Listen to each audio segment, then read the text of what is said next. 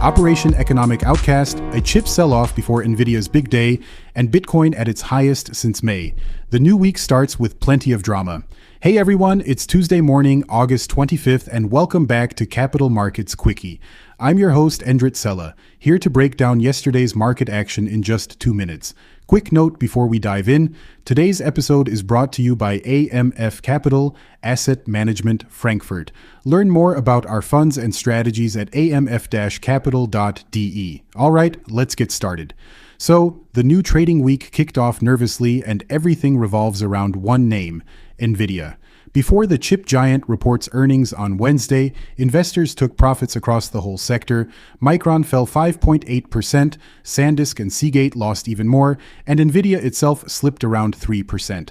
That pulled the Nasdaq down 0.8% and the Standard & Poor's 500 0.3% lower. The Dow, it actually rose 0.3%, helped by falling Treasury yields. The other big story came from Washington. The Treasury Secretary unveiled Operation Economic Outcast, a sanctions campaign designed to squeeze Iran's economy.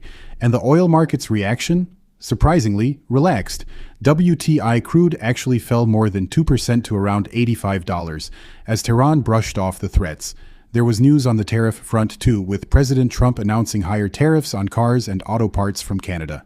Meanwhile, Bitcoin quietly climbed to its highest level since May at around $78,000, and gold keeps marching higher as well. Now, let's turn our attention to Europe, where things held up remarkably well.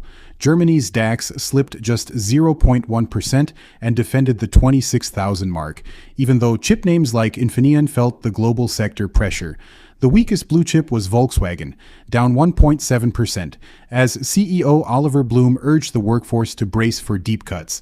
And last but not least, let's take a look at Asia, which started the week in the red.